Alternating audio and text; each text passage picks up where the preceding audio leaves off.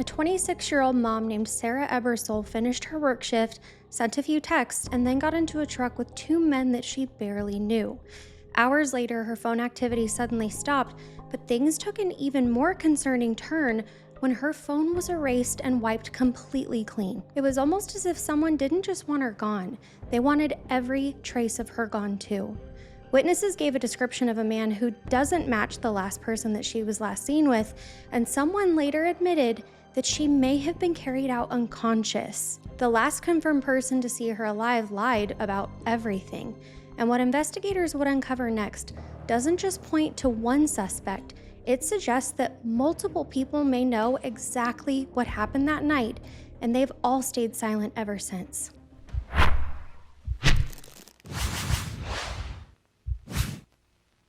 Welcome to the True Crime Nurse, everybody. My name is Kat, and I'm a registered nurse who loves all things nursing and true crime. Don't forget to subscribe and ring the bell before you go. All right, my friends, let's get started on today's case. Sara Gail Ebersole was born on September 18th, 1996 in Michigan. She was the youngest of 7 children in her large family, and her oldest sister, Michelle, was 14 years older than her. Sara was like Michelle's baby, and they grew to almost have more of a mother-daughter dynamic. Sara was 3 years old when her family moved to South Florida, so she grew up living the Florida life, and she really grew into herself there. Her childhood was pretty complicated, and she did have family members step up when her parents couldn't. According to Michelle, their mother and father were not involved, which explains why Sara ended up being raised partially in Sarasota on the Gulf Coast by their maternal uncle and aunt. Sarasota is a city that's built around its beauty. It has dreamy white sand beaches, warm Gulf waters, and the kind of weather that makes it feel like summer never really ends. Sara grew up surrounded by that picturesque place. She loved the beach because it was her place of peace and solace, and Michelle said that at any free opportunity that Sara had, she was at Daytona Beach or Sarasota. Sara had dreamt of traveling someday, and she also wanted to have a small cat-friendly coffee cafe near the water, but sadly, she never got to see that dream come true. As a teenager, Sara started to spend a lot of time in Dunellen, Florida, which is a small town in Marion County, about 2 hours north of Sarasota where Michelle lived. She moved back and forth between Sarasota and Dunellen as she was growing up, and eventually she attended Dunellen High School. Now, this town is nothing like Sarasota. It's a rural town of fewer than 3,000 people built along the Rainbow River. The transition from coastal Sarasota to inland Marion County is stark because it has a very different culture, different pace, and a totally different landscape. But Sara made it work because her big sister Michelle was there. When Sara turned 18 in 2014, she got married. Her ex-husband was named Thomas Allen Ebersole, who was Michelle's neighbor. This man lived just down the street from where Michelle had built her life in Dunellen. Their marriage was a rapid romance, though, that burnt out quickly because Sara and Thomas finalized their divorce on November 5th, 2015, so barely a year after they got married. Michelle said that they unfortunately rushed into it and that they were just too young to be married. Something I do want to mention now, though, is that we will circle back to the fact that Thomas Allen Ebersole would later be arrested in December of 2023 on federal charges for transporting a minor across state lines for the purpose of intimate activity. He drove from Florida to Ohio to pick up a 16-year-old girl that he'd been talking to online, then brought her back to his home in Dunellen and engaged in activities with her. Let's just put a pin in that for now, though. After their divorce, Sara started dating a man named Joseph Merlin Mayton. That relationship gave Sara the most important person that Sara would ever know. Together, they had a beautiful baby girl born in April of 2018. The relationship with Mayton was a pretty difficult one, though. Sara and Mayton were in the thick of both legal and custody disputes over their daughter ever since she had turned 1. Sara was working towards securing legal custody of her daughter because the relationship didn't work out. That process costs extensive time and money, and Sara was in desperate need of both of those things. Her daughter was living primarily in Minton when Sara vanished, and she had last seen her daughter about 2 to 3 weeks before she disappeared. By early 2023, Sara was living in Reddick, Florida with her roommate Deborah Ritchie at 19220 Northwest 60th Avenue. Reddick is a very small town with less than 600 people along US Highway 441, surrounded by horse farms, pine flatwoods, and the kind of open rural landscape that stretches for miles in every direction. It's about 25 miles south of Gainesville and 2 hours north of Sarasota. The perk for Sara is that living in this town was affordable. Being able to live in a more affordable place would allow her to continue saving and fighting the legal battle for her daughter. Now, before I get into this next part, I do want to remind everyone that we do not victim shame or blame around here. We have the best community and subscribers here at the True Crime Nurse channel, but I'm more so talking to the random commenters of the internet. So please know that if any negative comments are left about Sara or what she did for a living, I will be removing them. With that being said, Sara worked as an exotic dancer at Cafe Risque, which is a well-known club on Highway 441 in the area. It's not glamorous work, but Sara needed money for legal fees in the custody battle for her daughter. She was desperately trying to get her girl back, and she was a 26-year-old mom doing what she needed to do to fight for her child. Every shift that she worked, every dollar that she made was a part of that fight. Michelle said that Sara was a free spirit and that she was someone who thought everything was always sunshine and rainbows. She also said yes to every adventure without any hesitation. Four-wheeling? Sure. Surfing? Absolutely. Swimming somewhere new? Let's go. She was a playful, present, joyful mother who took her daughter on adventures whenever she could. She loved animals, she loved the water, and Sara had a Kokopelli tattoo on her lower right hip. She was itty bitty at 5'2", 116 to 120 pounds, with brown shoulder length hair and striking blue eyes. On Thursday, March 2nd, 2023, Sara Ebersole worked her shift at Cafe Risque, and her shift ended about 7 that evening. According to one witness, she was dropped off at home by an older customer at work after her shift was over. If that's accurate, then she was at her residence on Northwest 60th Avenue at some point early that evening, which was long enough for her to go home and walk her roommate's dog.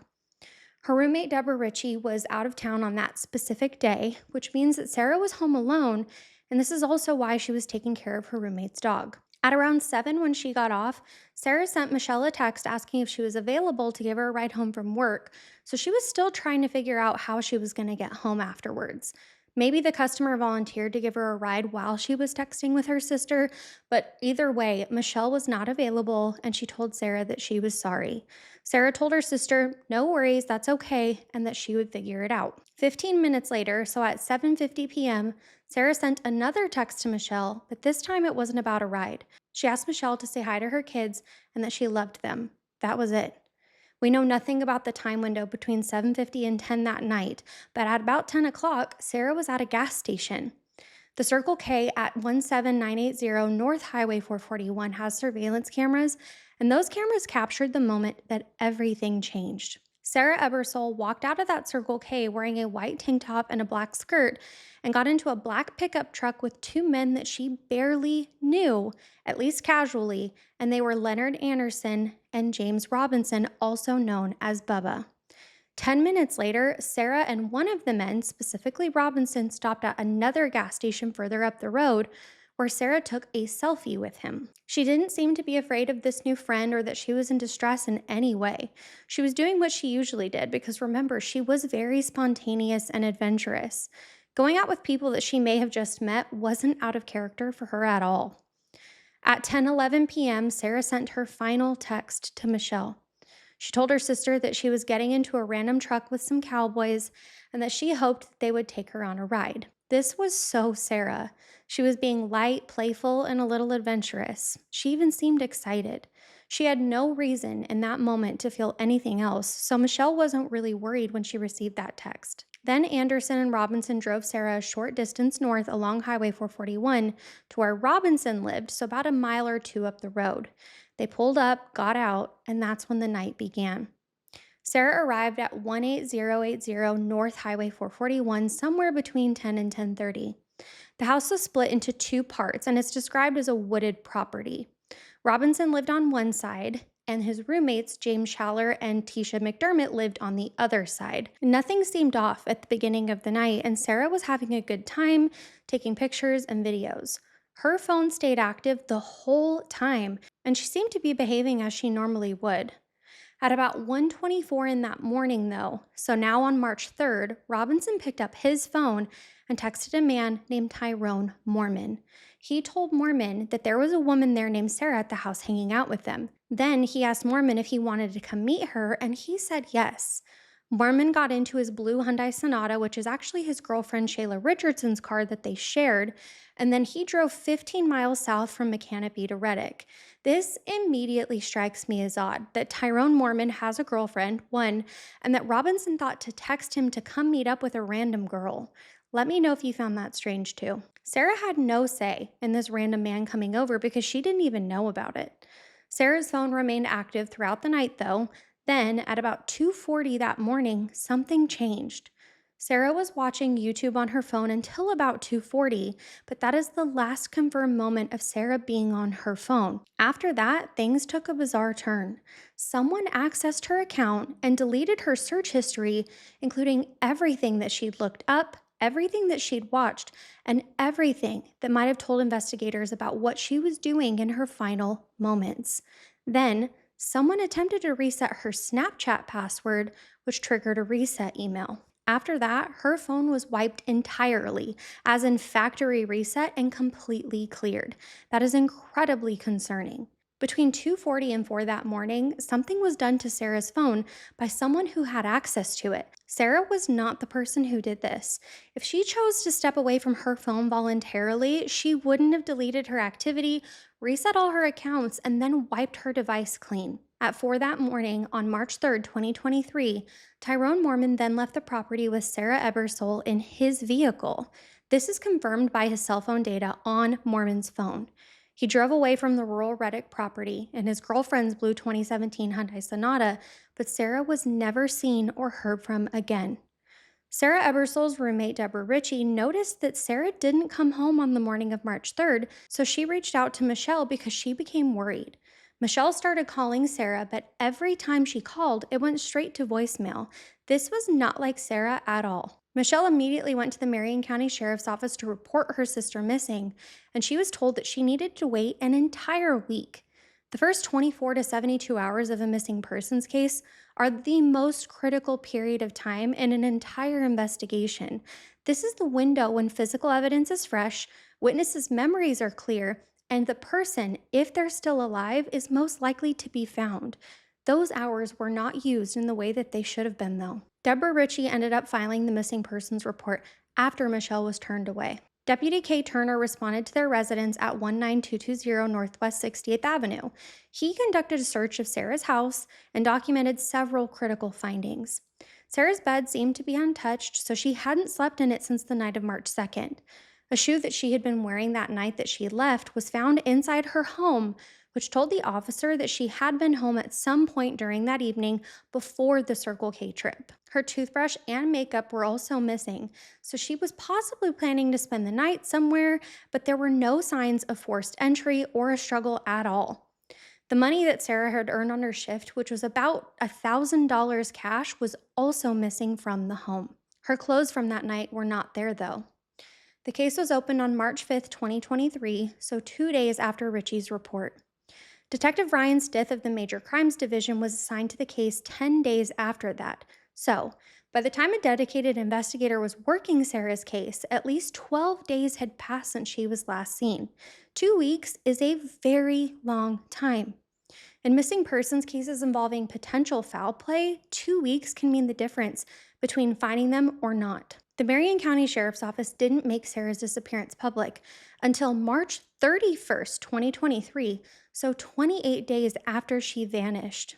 The initial public release focused on the Circle K surveillance footage, and so they were asking people for help to identify the two men in the black pickup truck. But by the time that request was published, Michelle had already identified those men herself independently, which we will get into here in a little bit. The official release described Sara as having last been seen in a blue sedan, possibly a Hyundai, driven by a Hispanic man in his mid-30s with long dark hair and a thin build. The witnesses at the residence, so James Robinson, James Schaller, and Tisha McDermott, told investigators that Sara had left voluntarily and that she was completely fine. They said that she got into a blue car that she believed was an Uber, driven by a Hispanic man in his mid 30s with long dark hair and a thin build. They gave investigators that physical description of the driver. The person that they described looked nothing like Tyrone Mormon in any way. They told this story consistently enough that it became the official description of the person that investigators were looking for. That false description was shared with the public when they announced that Sara was missing, and it was the only description that the public had received for an entire year. They were looking for the wrong person. But here is what investigators found when they checked out their story. Sara did not book an Uber that night, not through the Uber app, and not on a web browser either. The Marion County Sheriff's Office, or MCSO, investigated this thoroughly and confirmed it. They couldn't entirely rule out the possibility of an off the books ride from maybe a local driver, let's say, like someone giving rides outside of the app, but they confirmed that the Uber ride that the witnesses described as Sara leaving in does not exist. The description mismatch is hugely important in this case because the eyewitnesses described somebody who looked nothing like Tyrone Mormon who left with Sara in their car. Not to mention what they described her leaving in was exactly his vehicle. Now, to get into the investigation, I want to start with what Michelle found because honestly, she needs to be put on the MCSO payroll. While investigator Stith was starting to build his case, Michelle Toulis was doing her own investigation with the tools that she had available to her, which turned out to be more than what most people have. She tracked down the black truck that she saw in the surveillance footage at the Circle K and identified Anderson and Robinson and found the Highway 441 property all before law enforcement had even made any of that information public. That's a protective big sister for you. She spoke directly to a resident at the property, so either Schaller or McDermott, who confirmed that Sara had been there that night. She passed this information along to Detective Stith. Michelle successfully broke into her sister Sara's accounts, including multiple iCloud accounts. She also looked into her social media and emails. She went through everything that she could get access to and handed it over directly to the investigators. She did all of the right things. Nothing has been shared publicly about what she found in the phones, but the fact that Michelle was doing this tells us that the investigators were not working promptly like they should have been. If Michelle did all of this that quickly, then imagine what investigators with their resources could have done if they acted as quickly as she had. Michelle also discovered that Sara's ex-boyfriend, Joseph Mayton, had been illegally accessing Sara's Gmail account, which gave him 24-hour access to her location, emails, texts, and photos. Sara had changed her phone number to try to get him to stop, so she was aware that this was happening, and that is incredibly disturbing. Mayton was never named a person of interest by the MCSO in this case because they haven't found anything to connect him to it, at least on the events of March 2nd and March 3rd. The property at 18080 North Highway 441 was sold to a new owner in the summer of 2023. This was only a few months after Sara went missing from there, which is very suspicious. Michelle petitioned for months to get the investigators to search it, though. She lobbied, pushed, and organized, and eventually, the new owner agreed to allow Michelle and a group of volunteers to go search the grounds themselves. That search didn't produce anything publicly disclosed, though. About a week later, Marion County Search and Rescue arrived with trained cadaver dogs. What happened next was one of the most significant findings in this entire investigation and one of the most frustratingly unresolved. 3 separate cadaver dogs alerted to something at the property in the same spot. The property was taped off and forensic investigators were called in. Law enforcement posted a guard overnight, and this was treated, in that moment at least, as a serious potential development. After all that effort, though, and positive hits from the cadaver dogs, the MCSO stated that nothing suspicious was found. This was reported in December of 2023. Cadaver dogs do not alert randomly, and 3 of them alerting in the same location is not a coincidence. That is a significant finding. As they were working on the property search, Detective Stith was building the digital side of this investigation. On December 19, 2023, he obtained a search warrant for Tyrone Mormon's iPhone. The warrant was specific. It authorized a search for the apps on his phone, call logs, text messages, pictures, videos, and GPS location data.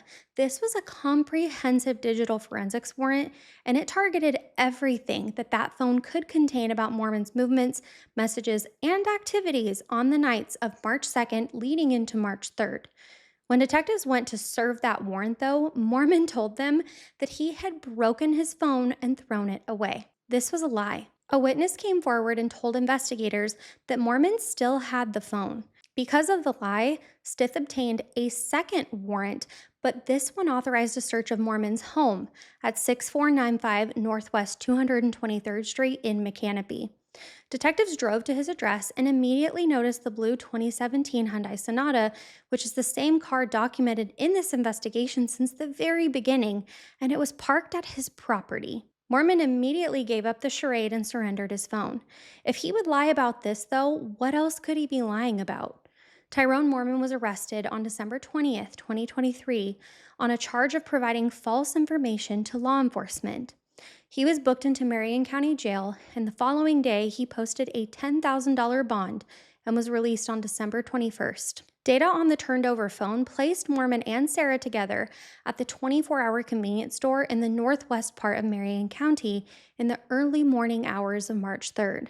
This was direct forensic evidence contradicting Mormon's statement that he was out of town and had never even met Sara. He was with her and he drove her somewhere.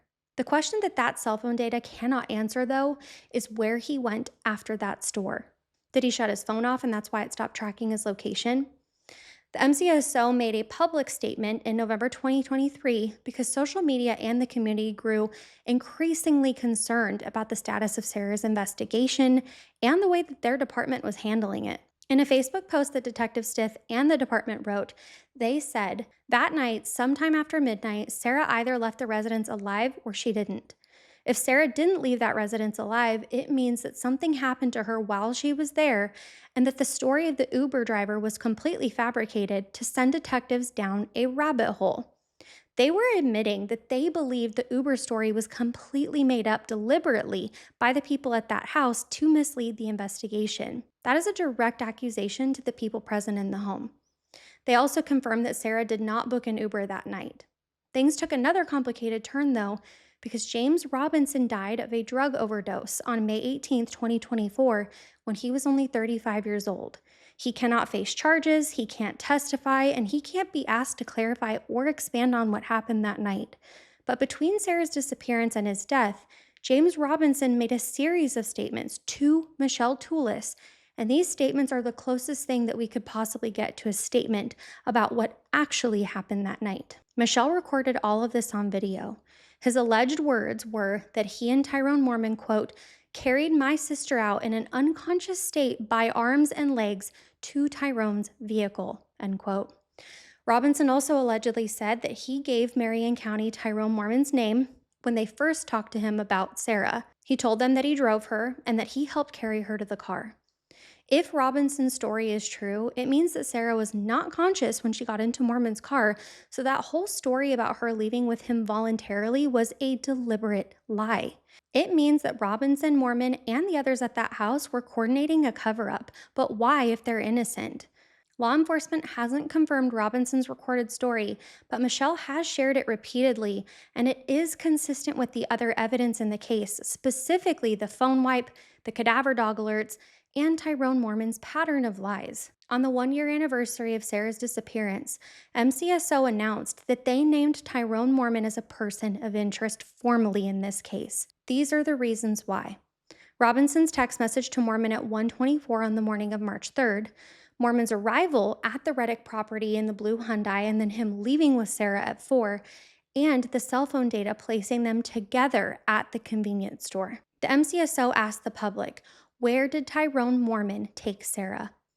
The police being this direct was to intentionally make Mormon squirm, but he has not responded since that announcement, and his attorney has not commented either. He continues to refuse all contact with the investigators. In the 2 years since Sara's disappearance, Michelle Toulis has continued to work so hard on seeking justice for her sister.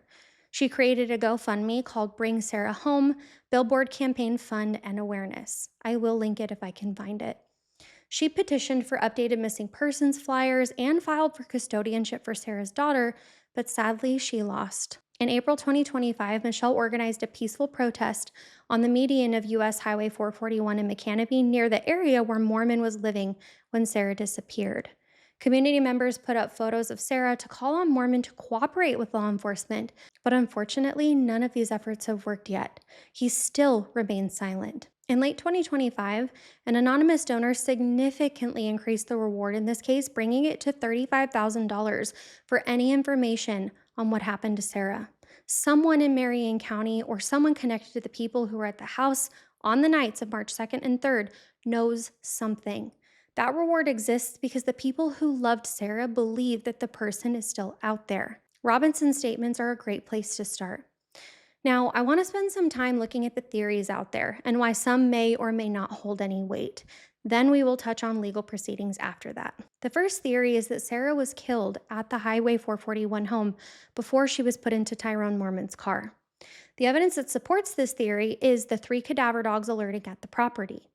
Robinson's alleged admission that Sara was carried out unconscious, which, if she was not alive and unconscious, becomes something else entirely. The deliberate wipe of Sara's phone, which occurred while she was still at or near the house, and the false Uber narrative could support that theory too.